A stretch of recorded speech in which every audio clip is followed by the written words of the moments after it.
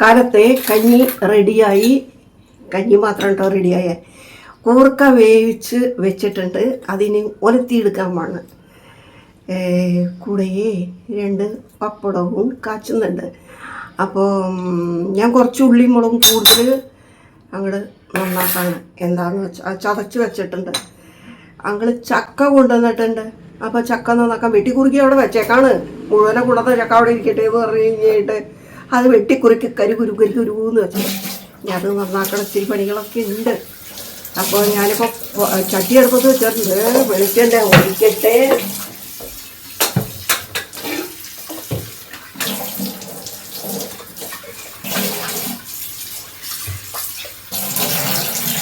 എന്നിട്ട് വെളിച്ചെണ്ണ ഇരിക്കുണ്ടായ എങ്ങനെ ശബ്ദം ഇല്ല.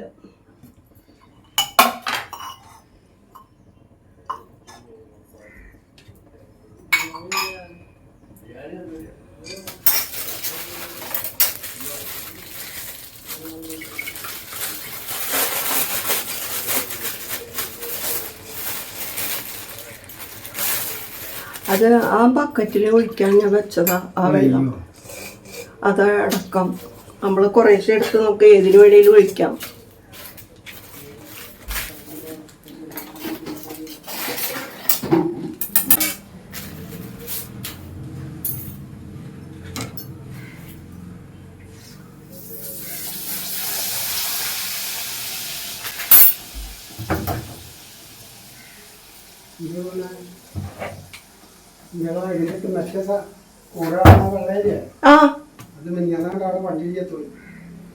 ഏതോട്ടാ ഇവിടെ വന്നോണ്ടിരുന്നത്? അയ്യോടാ, കറുത്തത് ഒക്കെ വണ്ടി ഇടിച്ച് ചാവുകയാണല്ലോ.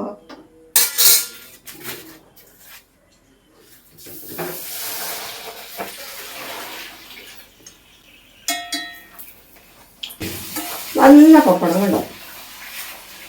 ചിലപ്പോഴൊക്കെ ഇങ്ങനെ പപ്പടം കിട്ടുള്ളൂ.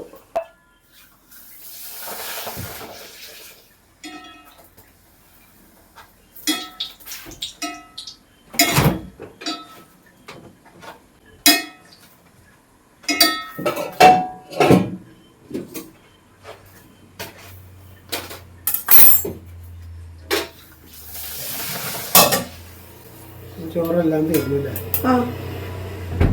അതിന് അത് വന്ന് നോക്കിയിരിക്കുന്ന ഇച്ചിട്ട് കൊടുക്കാൻ തരുന്നില്ല. അതിനകത്തുണ്ടോ? ഇതില്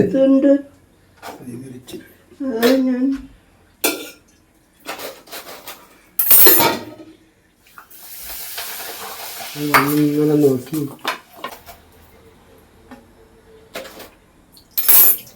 കടുകിട്ടു.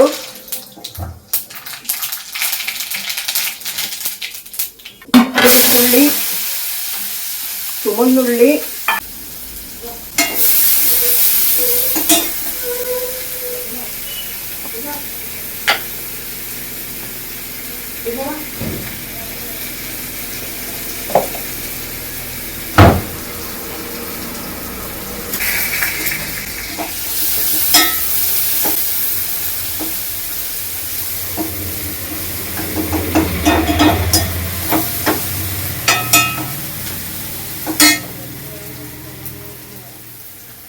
ഇത് 2 കൂട്ടത്തിനുള്ളതാണ് കേട്ടോ.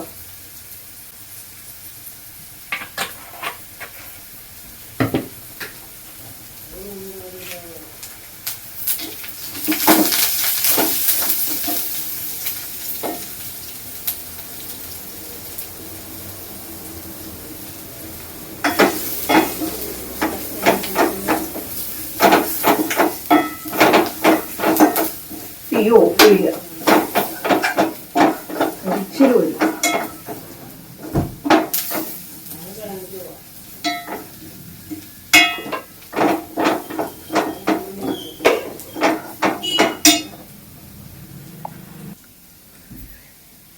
മഞ്ഞൾപ്പൊടി,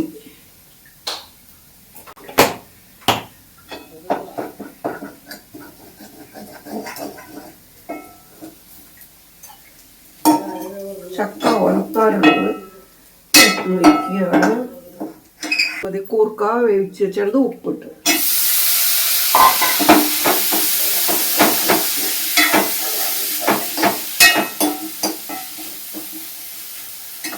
ഒരു ഇച്ചിരി വെള്ളം ഒഴിച്ച് ഒന്നുകൂടി വേവിക്കട്ടെ.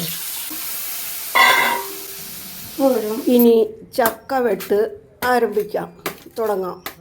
അപ്പോൾ ഈ ചക്ക വെട്ടുന്നത് ഇതൊരു മുഴുവൻ ചക്കയാണ്. ഈ ചക്കയ്ക്ക് ഭയങ്കര കുഞ്ഞക്കട്ടിയാണ്, ഭയങ്കര ബലമാണ്. അത് തന്നെയുമല്ല, ഈ ചക്ക മടലിൽ നിന്നും ഇതിനെ ഉരിഞ്ഞെടുക്കാനായിട്ട് ഭയങ്കര ഒരു ബലമാണ്. ചക്ക എന്ത് ചെയ്താൽ നമ്മൾ കൂഞ്ഞ ചെത്തിയിട്ട് ഇത് വിടർത്തി കഴിയുമ്പോൾ വിടർന്ന് വരില്ല. അതുകൊണ്ടാണ് ഞാൻ പുറകു വശം ഇങ്ങനെ കുറേശ്ശെയായിട്ട് കുത്തി മലത്തണത്. അങ്ങനെ വരുമ്പോൾ ഓരോ ചുള അതിൻ്റെ ഉള്ളിൽ നിന്ന് പറിച്ച് നമുക്കിത് ഉരിച്ചെടുക്കാം. അപ്പോൾ ഉള്ളിൽ നിന്നായാലും കൂഞ്ഞയ്ക്ക് ഭയങ്കര ശക്തി കൂടിയ ഒരു കൂഞ്ഞയാണത്. കൂഞ്ഞയിൽ നിന്നും കിട്ടില്ല, ഇതിൽ നിന്നും മടലിൽ നിന്നും പോരാത്ത ഒരു ഇനം ചക്കയാണ്. അപ്പോൾ ഈ ചക്ക ഞാൻ എടുത്ത നേരം ശ്രദ്ധിച്ചാലറിയാം, ഒരു 12 മിനിറ്റ് കൊണ്ട് ഞാൻ ഈ ചക്ക ഒരു 12 അത്രയൊക്കെ ആവുള്ളൂ. അത്രയും സമയം കൊണ്ട് ഒരു ചെറിയ പീസ് പുളി വെച്ച് തിന്നാനായിട്ട് അവസാനം ഞാനത് ഓർത്തുള്ളൂ. അതൊരു ചെറിയ പീസ്, ഒരു 10 ചുളയങ്ങാനുണ്ടായാലായി. അത്രയും ഞാൻ മാറ്റി വെച്ചിട്ട് ബാക്കി ഫുള്ള് ചക്ക ഈ 12 മിനിറ്റ് കൊണ്ട് ഞാൻ വെട്ടി ഉരിഞ്ഞെടുത്തു. അപ്പോൾ ഈ ചക്ക വെട്ടാനൊന്നും ഒരുപാട് നേരമൊന്നും വേണ്ട. ഇത് ഇത്രയുള്ള കാരണം ഉണ്ടല്ലോ, ഇത്രയുള്ളതെന്ന് വെച്ചാൽ ഇതുപോലത്തെ ഇനമായതുകൊണ്ട് ഇത് സിലോൺ ഇനമാണ്. അത് അവിടെ നിന്നെങ്ങാണ്ടും ബഡ് ചെയ്ത് കൊണ്ടുവന്നതിന് ഒരു 10 വർഷം മുമ്പേ 750 രൂപ കൊടുത്തത് വാങ്ങിയത്. അപ്പോൾ 50 രൂപ പോലും അന്ന് കുറച്ച് ചോദിച്ചിട്ട് വണ്ടി എടുത്ത് അയാൾ തന്നില്ല, പോയി. പിന്നെ എന്തും വരട്ടെ എന്ന് കരുതി ഞാൻ വാങ്ങിയതാണ്. ചക്ക തിന്നാനൊക്കെ നല്ലതാണ്, പഴുത്താലും നല്ല മധുരമൊക്കെ ഉണ്ട്, വെച്ചാലും നല്ലതാണ്.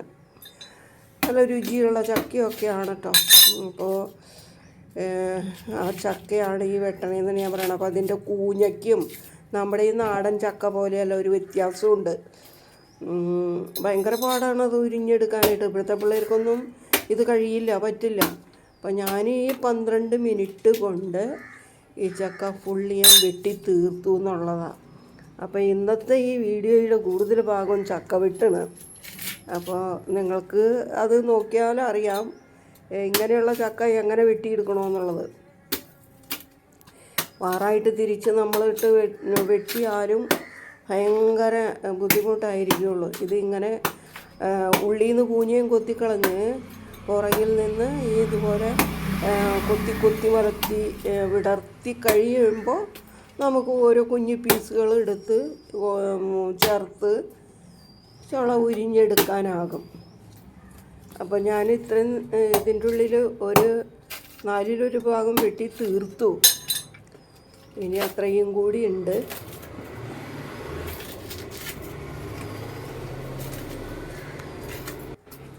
ഇപ്പോഴത്തെ തലമുറ എന്ന് പറഞ്ഞാൽ എൻ്റെ മോളും മരുമകളും ചക്ക വെട്ടാറില്ല. അപ്പം മോള് പറയുക, ആരെ കൊണ്ട് സാധിക്കും ചക്ക വെട്ടിയെടുക്കാനായിട്ട്? സമയം എനിക്ക് പറ്റില്ല, ഞാൻ വെട്ടാറില്ല എന്ന് മോള് പറയുക. അപ്പോൾ ഇപ്പോഴത്തെ ഒരു പിള്ളേർക്കും ചക്ക വെട്ടേണ്ടത് എങ്ങനെയാണെന്നുള്ളത് അറിയില്ല.